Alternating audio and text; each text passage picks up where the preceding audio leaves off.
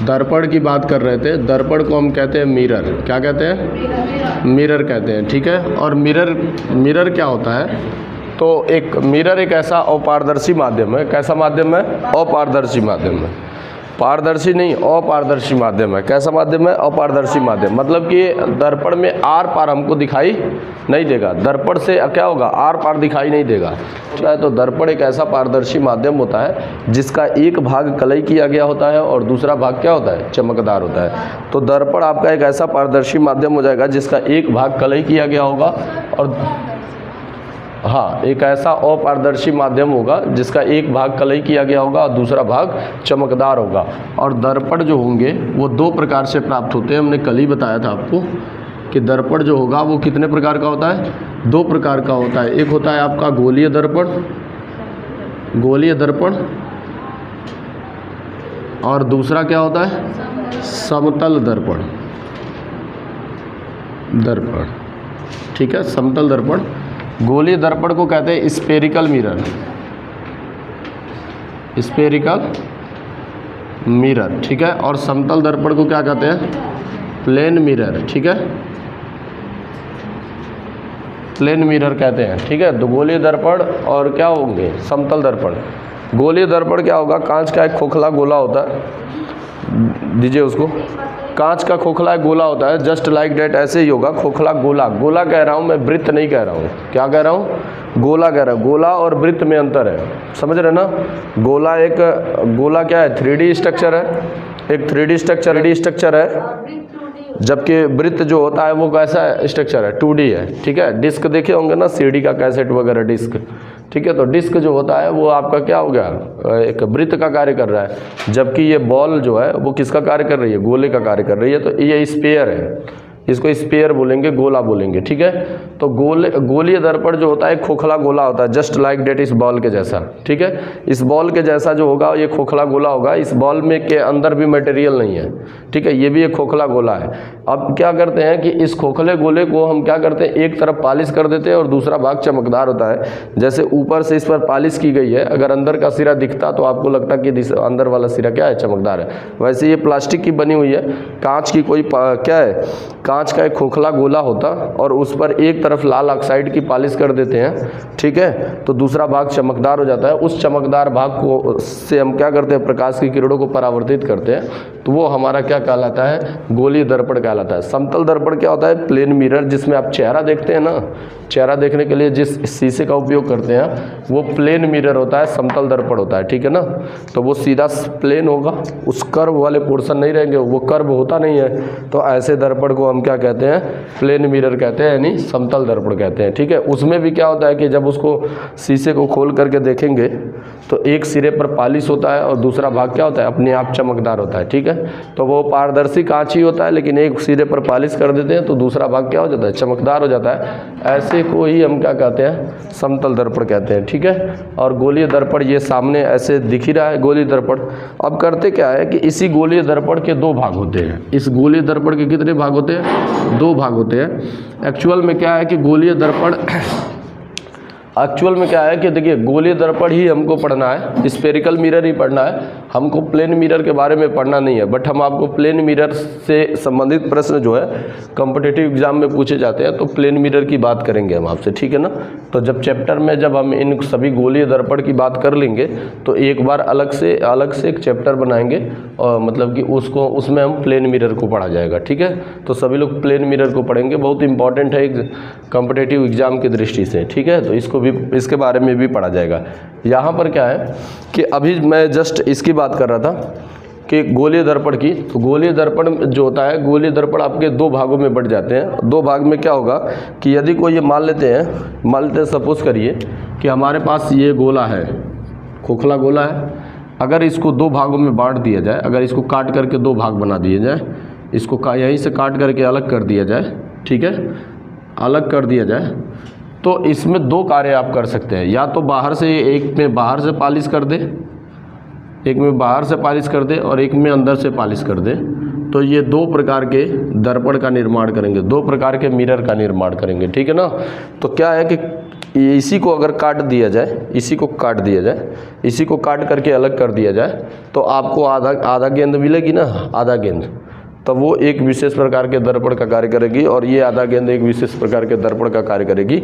यानी यहाँ पर गोलीय दर्पण दो प्रकार के होते हैं, एक उत्तल दर्पण होता है, कौन सा होता है, उत्तल दर्पण होता है, और एक होता है अवतल दर्पण होता है, ठीक है। इसको कहते हैं कॉन्वेक्स मिरर और इसको कहते हैं कॉनकैव मिरर, ठीक है ना। तो कॉनकैव और कॉन्वेक्स मिरर हो जाएंगे, दो प्रकार के मिरर बनेंगे। कैसे पहचानेंगे कि कौन कॉन्वेक्स मिरर है और कौन कॉनकैव मिरर है, तो इसको क्या करेंगे, मान लेते हैं कि हाफ वाला पोर्शन ऐसे आधा भाग दिखाई देगा आपको। अगर क्या है कि उभरे हुए भाग को क्या कर दिया जाए, अगर उभरे हुए भाग को पॉलिश कर दिया जाए, उभरे हुए भाग को कलई कर दिया जाए तो इसके अंदर का भाग जो होगा वो क्या हो जाएगा, चमकदार हो जाएगा। तो ऐसे दर्पण को हम क्या कहते हैं, अवतल दर्पण कहते हैं। क्या कहते हैं, अवतल दर्पण कहते हैं। अवतल दर्पण में अंदर का भाग जो होता है, अंदर का भाग जो होता है वो चमकदार होता है, ठीक है। अवतल दर्पण की खास बात क्या है कि अंदर का भाग क्या होता है, चमकदार होता है। और उत्तल दर्पण की खास बात क्या होती है, उत्तल दर्पण में उभरा हुआ भाग जो होता है, उभरा हुआ भाग चमकदार होता है। तो एक भाग चमकदार होगा, एक भाग चमकदार होगा तो सीधी सी बात है कि दूसरा भाग कलई किया गया होगा। तो हमको बस चमकदार वाले भाग को याद रखना है ताकि हम दर्पण को भूल ना पाएँ, दर्पण को न भूलें। इसलिए हमको क्या करना है कि केवल चमकदार वाले भाग को याद रखना है। कैसे याद रखेंगे आप, जैसे अवतल दर्पण हो गया, अवतल दर्पण हो गया तो अ से अंदर का होता है, अब वैसे अंदर का भाग चमकदार होगा। अ से अवतल दर्पण है ना, अ से अवतल दर्पण और अ से अंदर का भाग चमकदार होगा, ठीक है। और वैसे ऊ से उत्तल दर्पण हो गया और ऊ से उभरा हुआ भाग क्या होगा, चमकदार होगा। तो बस यानी अपने दिमाग में हमको एक बात याद रखनी है, चमकदार वाला भाग क्या याद रखना है अपने दिमाग में, चमकदार वाला भाग याद रखना है। चमकदार वाला भाग अगर आपके दिमाग में है तो अगर अवतल की बात कर रहे हैं तो अ से अंदर होता है यानी अंदर का भाग चमकदार होगा। उत्तल दर्पण की अगर बात कर रहे हैं तो ऊ से उभरा हुआ होता है, उभरा हुआ भाग क्या होगा, चमकदार होगा, ठीक है। तो जाहिर सी बात है अगर अंदर का भाग चमकदार है तो उभरा हुआ भाग पॉलिश किया गया होगा, और उभरा हुआ भाग अगर इसमें चमकदार है तो अंदर का भाग क्या किया गया होगा, पॉलिश किया गया होगा। तो ऐसा दर्पण जिसका हुआ उभरा हुआ भाग चमकदार तथा अंदर का भाग कलई किया गया हो या पॉलिश किया गया हो, ऐसे दर्पण को हम क्या कहते हैं, उत्तल दर्पण कहते हैं। बोलिए बात समझ में आ रही है। ऐसा दर्पण जिसका उभरा हुआ भाग क्या हो, चमकदार हो और अंदर का भाग क्या किया गया हो, पॉलिश किया गया हो या कलई किया गया हो, ऐसे दर्पण को हम क्या कहते हैं, उत्तल दर्पण कहते हैं। और अवतल दर्पण क्या होता है, ऐसा दर्पण जिसका अंदर का भाग, ऐसा दर्पण, कैसा दर्पण मतलब गोलीय दर्पण, कौन सा दर्पण है, गोलीय दर्पण है। तो ऐसा गोलीय दर्पण जिसका अंदर का भाग क्या हो, चमकदार हो और उभरा हुआ भाग क्या किया गया हो, पॉलिश किया गया हो, ऐसे गोलीय दर्पण को हम क्या कहते हैं, अवतल दर्पण कहते हैं, कॉनकेव मिरर कहते हैं। बोलिए इतनी बात समझ में आ रही है। इनका शेप, इनकी आकृति हम साधारण रूप से बनाएंगे ऐसे, ठीक है। सॉरी, ये आपके क्या देखिए, अंदर का भाग पॉलिश कर दिए, उभरा हुआ भाग चमकदार है, ये चमकदार सतह है,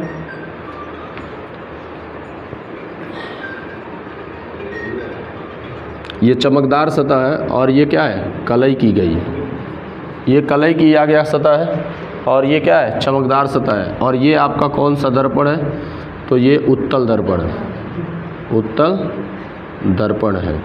अवतल दर्पण में क्या होता है कि इधर का भाग हम क्या कर देते हैं, उभरा हुआ भाग कलई कर देते हैं और अंदर का भाग क्या हो जाता है, चमकदार होता है। ये चमकदार सतह हो गई और ये कलई वाली सतह हो गई, इसको हम क्या कहते हैं, अवतल दर्पण कहते हैं। भूलेगा जी, कभी भूलेगा क्या, ये उत्तल अवतल भूलेगा।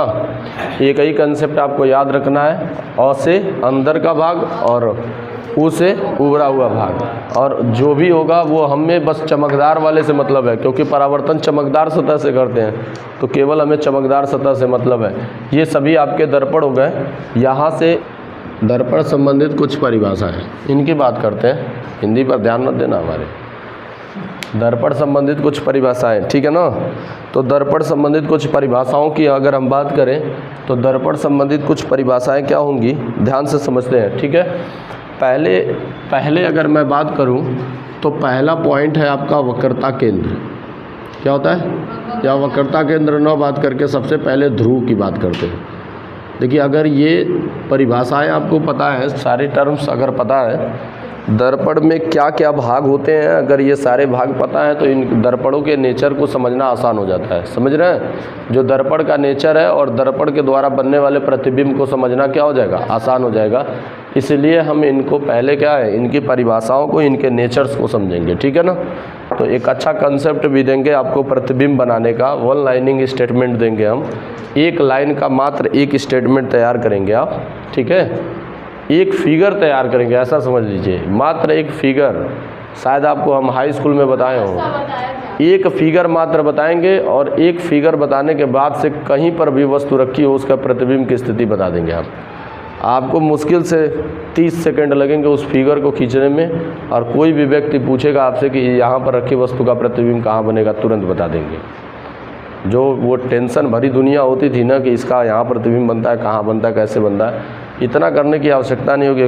30 सेकंड के अंदर फिगर बनेगा और 30 सेकंड के अंदर जो फिगर बनेगा उसी से सारी स्थिति को एक्सप्लेन कर देंगे। तो ऐसा हम आपको कंसेप्ट बताएंगे, ठीक है ना।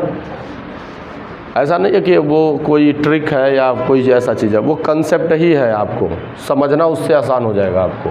देखिए, ध्रुव की अगर हम बात करें तो ध्रुव क्या होता है कि किसी गोलीय दर्पण के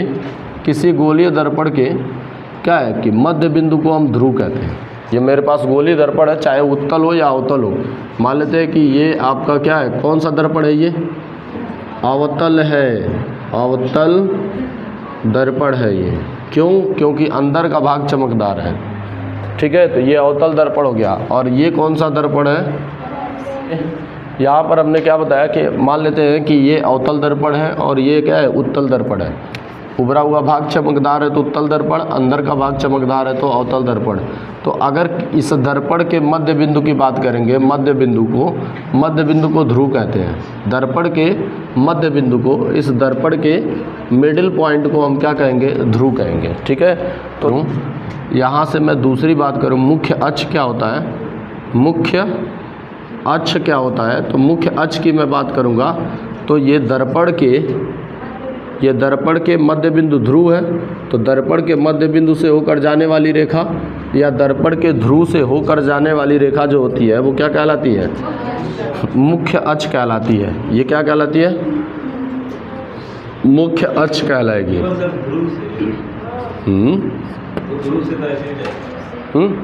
नहीं, दर्पण के ध्रुव से होकर जाने वाली क्षैतिज रेखा, समझ रहे हैं, ये क्या कहलाएगी, मुख्य अक्ष कहलाती है। ये आपका मुख्य अक्ष हो गया, ठीक है ना, ये मुख्य अक्ष हो गया।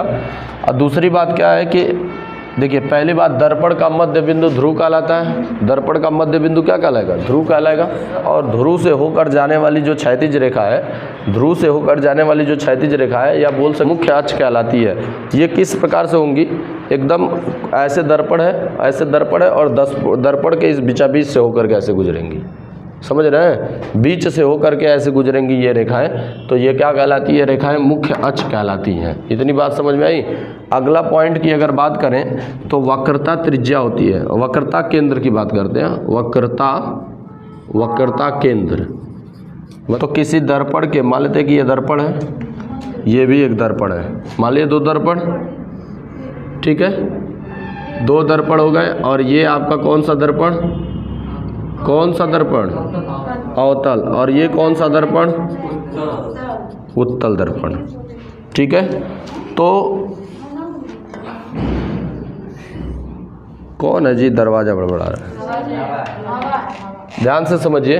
ये ध्रुव है, ये पॉइंट ध्रुव है, इसको पोल कहते हैं, ध्रुव कहते हैं, पोल। समझिए कि यहाँ पर हमें वक्रता केंद्र की बात करनी है। तो वक्रता केंद्र क्या होगा, वक्रता केंद्र, अच्छा, ये जो दर्पण है उत्तल या अवतल दर्पण है, ठीक है। उत्तल या अवतल दर्पण जो है ये किसी गोले का तो भाग होगा, बोलिए, ये किसी गोले से ही तो काट कर निकाला गया होगा। ऐसे ये दर्पण है तो किसी गोले से काट कर निकाला गया होगा कि नहीं गया होगा, ऐसे ये भी किसी गोले से काट कर निकाला गया होगा, और जब किसी गोले से काट कर निकाला गया होगा तो इस गोले का कुछ सेंटर होगा, केंद्र बिंदु होगा। बोलिए, ऐसे इस गोले का कोई केंद्र बिंदु होगा, ठीक है। तो गोलीय दर्पण जिस गोले का भाग होता है, गोलीय दर्पण जो है, ये गोलीय दर्पण जो है जिस गोले का भाग है उसके केंद्र बिंदु को ही हम क्या कहते हैं, वक्रता केंद्र कहते हैं, और इसे कैपिटल सी से प्रदर्शित करते हैं। किससे प्रदर्शित करते हैं? कैपिटल सी से प्रदर्शित करते हैं। यहाँ पर कैपिटल सी हो जाएगा, ये कैपिटल सी हो गया, ठीक है ना। बात आती है वक्रता त्रिज्या की। चौथा एक पॉइंट है वक्रता त्रिज्या। वक्रता त्रिज्या की बात कर रहे हैं, ठीक है। वक्रता त्रिज्या क्या होती है, ध्यान से समझिएगा कि मैं यहाँ पर दोनों प्रकार के दर्पण को दिखाता हूँ ताकि दोनों प्रकार की त्रिज्याओं को आप जानते रहें, दोनों की त्रिज्याओं के बारे में आप जानते रहें, ठीक है। ये कौन सा दर्पण है?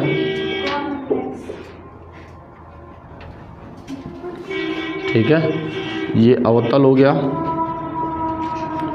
दर्पण, और ये उत्तल दर्पण हो गया। ये अवतल दर्पण और ये उत्तल दर्पण। यहाँ पर पोल हो गया, दर्पण का मध्य बिंदु क्या हो गया? ध्रुव हो गया। ये भी दर्पण का मध्य बिंदु क्या हो गया? ध्रुव हो गया ना। ये जिस गोले का भाग होते हैं, ये किसी न किसी गोले के भाग होंगे, तो ये जिस गोले के भाग हैं उसके सेंटर को ही हम क्या कहते हैं? वक्रता केंद्र कहते हैं। बोलिए, और ये भी जिस गोले के भाग होंगे, ये भी जिस गोले के भाग होंगे उसके केंद्र बिंदु को हम क्या कहते हैं? वक्रता, उसके केंद्र बिंदु को वक्रता केंद्र कहेंगे जी। अब ध्यान से समझिए, ये जिस गोले के भाग हैं उसके केंद्र बिंदु को वक्रता केंद्र कहेंगे। तो ध्रुव और वक्रता केंद्र, ध्रुव और वक्रता केंद्र के बीच की जो दूरी होती है, ध्रुव हो गया ये पॉइंट, और वक्रता केंद्र सी हो गया, इसके बीच की ये जो दूरी है, ये जो दूरी आपको दिखाई दे रही है, इसी को वक्रता त्रिज्या कहते हैं। क्या कहते हैं? वक्रता त्रिज्या कहते हैं। और वक्रता त्रिज्या को कैपिटल आर से प्रदर्शित कर रहे हूँ मैं, ठीक है। तो कैपिटल आर से प्रदर्शित करते हैं, ये वक्रता त्रिज्या हो जाएगी, ठीक है। यहाँ से अगर बात करें 5वां नंबर, तो फोकस बिंदु, या इसी को कहते हैं मुख्य फोकस। फोकस बिंदु कहिए या मुख्य फोकस कहिए, अंग्रेजी में बोलेंगे फोकल पॉइंट, ठीक है ना। फोकस बिंदु कहिए या मुख्य फोकस कहिए, ठीक है, या केवल फोकस के नाम से जानिए तो भी चलेगा, ठीक है ना। तो इनको फोकस बिंदु कहेंगे, मुख्य फोकस भी कह सकते हैं, केवल फोकस भी कह सकते हैं, ठीक है। तो समझिए कि फोकस क्या होगा, फोकस बिंदु क्या होगा और मुख्य फोकस क्या होगा। मेरी बात एकदम बिल्कुल ध्यान से समझिएगा। फोकस बिंदु की अगर मैं बात करता हूँ, ठीक है, तो क्या हो जाएगा कि ये दर्पण है, एक ही अब दर्पण बताते हैं, बार बार दो दर्पण बनाएंगे तो अच्छा नहीं लग रहा है, ठीक है। तो दर्पण का ये मध्य बिंदु ध्रुव है, ध्रुव पी हो गया, और ये वक्रता केंद्र क्या हो गया? सी हो गया, ठीक है। तो दर्पण के ध्रुव तथा वक्रता केंद्र के मध्य बिंदु को, इन दोनों का जो मध्य बिंदु होगा, मध्य बिंदु जो होगा, ये क्या कहलाएगा? फोकस बिंदु कहलाता है। क्या कहलाता है? फोकस बिंदु कहलाता है। या ऐसे भी कह सकते हैं, फोकस बिंदु को ऐसे भी परिभाषित कर सकते हैं कि किसी दर्पण के मुख्य अक्ष के समांतर, किसी दर्पण के मुख्य अक्ष के समांतर आने वाली प्रकाश की किरण, किसी दर्पण के मुख्य अक्ष के समांतर आने वाली प्रकाश की किरण जिस बिंदु से होकर जाती है या जिस बिंदु से आती हुई प्रतीत होती है, उस बिंदु को हम क्या कहते हैं? कि फोकस बिंदु कहते हैं। इसके समांतर अगर कोई प्रकाश की किरण आएगी तो इसी बिंदु से होकर जाती है, यहीं पर फोकस होती है, इसी बिंदु से होकर जाती है, तो यहाँ पर प्रकाश अधिक हो जाता है। इस पॉइंट पर प्रकाश की मात्रा क्या हो जाती है? बढ़ जाती है। इसीलिए इस बिंदु को हम फोकस बिंदु कहते हैं, क्योंकि यहाँ पर प्रकाश का फोकस जो होगा, मतलब कि प्रकाश का इफेक्ट जो होगा वो अधिक होगा, इसलिए इस बिंदु को हम क्या नाम देते हैं? फोकस बिंदु नाम देते हैं, ठीक है ना। उत्तल दर्पण होता, अगर यही उत्तल दर्पण होता तो यहाँ पर आकर के मिलती नहीं है, मिलती हुई बस हमको क्या होती है? प्रतीत होती है, या नहीं मिलती हुई प्रतीत नहीं होती है, वहाँ से निकलती हुई प्रतीत होती है। उस बिंदु से निकलती हुई हमको क्या होती है, प्रतीत होती है। इसलिए इस बिंदु को हम क्या कहते हैं, फोकस बिंदु कहते हैं। जैसे आकृति हम बनाकर थोड़ा सा दिखाने की कोशिश करते हैं आपको। जैसे ये आपका क्या हो गया, उत्तल दर्पण हो गया, ये आपका क्या हो गया, ध्रुव हो गया, ये वक्रता केंद्र हो गया। तो वक्रता केंद्र और ध्रुव का मध्य बिंदु हमने बोला फोकस। इसको ऐसे भी परिभाषित कर सकते हैं कि समांतर आने वाली प्रकाश की किरण, ठीक है, देखिए ये प्रकाश की किरण आएगी ऐसे टकरा करके ऐसे चली जाएगी, तो ऐसा प्रतीत होगा कि ये फोकस से निकल रही है। कैसा प्रतीत होगा, फोकस से आती हुई प्रतीत हो रही है ना, ये टकरा कर जाने वाली प्रकाश की किरण फोकस से आती हुई प्रतीत हो रही है। इसलिए इस बिंदु को हम क्या कहते हैं, फोकस बिंदु कहते हैं, ठीक है ना। ठीक है, यहाँ से फोकस बिंदु से ही एक और कहानी चलती है, फोकस दूरी आ जाती है। तो फोकस दूरी की अगर बात करें, फोकस दूरी की बात करें तो फोकस दूरी क्या होगा, ये आपका दर्पण हो गया, ये आपका दर्पण हो गया। अब ये दर्पण का ध्रुव हो गया P, ठीक है, ये वक्रता केंद्र हो गया C, दर्पण का ध्रुव ये वक्रता केंद्र C, और यहाँ पर क्या होगा, फोकस बिंदु होगा, ठीक है। तो दर्पण के ध्रुव और फोकस बिंदु, ठीक है, दर्पण का ध्रुव ये हो गया और फोकस बिंदु ये हो गया, तो इनके बीच की जो दूरी होती है वो फोकस दूरी कहलाती है। और इसको सदैव स्मॉल f से प्रदर्शित करते हैं। किससे प्रदर्शित करते हैं, स्मॉल f से प्रदर्शित करते हैं। तो ये सदैव स्मॉल f से प्रदर्शित किया जाएगा। क्या बोले हैं, फोकस दूरी क्या बोलेंगे, तो दर्पण के ध्रुव तथा फोकस के बीच की दूरी को हम क्या कहते हैं, फोकस दूरी कहते हैं। दर्पण के ध्रुव, देखिए यहाँ पर मैं बोल रहा हूँ दर्पण के ध्रुव तथा फोकस के बीच की दूरी को, मतलब फोकस के मतलब क्या हो गया, फोकस बिंदु के या मुख्य फोकस के बीच की दूरी को हम क्या कहते हैं, फोकस दूरी कहते हैं। इसे स्मॉल f से प्रदर्शित करते हैं। और यहाँ पर मैं बात करूँ, स्मॉल f का जो मान होता है, चूँकि इसका आधा पर ये होता है, तो ये f है तो ये भी f ही होगा। तो यानी यहाँ से f बराबर कहेंगे तो r/2 कह सकते हैं, या फिर ऐसे कह सकते हैं कि r बराबर 2f कह सकते हैं, ठीक है ना। देखिए ये f जुड़ करके 2f के बराबर हो जाएंगे। इसको हम लोग क्या किया जाएगा, प्रूफ भी किया जाएगा कि r बराबर 2f होता है। इसको प्रूफ भी किया जाएगा कैसे होता है, ठीक है ना। तो ये भी देखा जाएगा। तो इतनी सारी बातें आपको पता चल गई, फोकस दूरी आपको पता चल गई, फोकस बिंदु पता चल गया, वक्रता त्रिज्या पता चल गई, वक्रता केंद्र पता चल गया, मुख्य फोकस पता चल गया और ध्रुव पता चल गया। बताइए कोई दिक्कत है इन सभी चीज़ों में, इन सभी पर ध्यान से समझिए। कुछ और चीज़ों की मैं बात कर देता हूँ आपसे मिटाने। अभिलंब की बात करते हैं, इसमें अभिलंब क्या होगा, 7वें पॉइंट में अभिलंब की बात करते हैं। क्या बात करते हैं, अभिलंब की बात करते हैं। तो इसमें अभिलंब क्या होगा, तो ध्यान से समझिएगा। अभिलंब क्या होगा, इस दर्पण में अभिलंब क्या हो जाएगा, ये आपके पास क्या हो गया कि अवतल दर्पण हो गया, ये अवतल दर्पण है जी। अभिलंब क्या हो जाएगा, ये मुख्य अक्ष हो गया, ये ध्रुव हो गया, ठीक है, और ये क्या हो गया, वक्रता अवतल दर्पण है। तो अभिलंब क्या होगा इसमें, तो किसी गोलीय दर्पण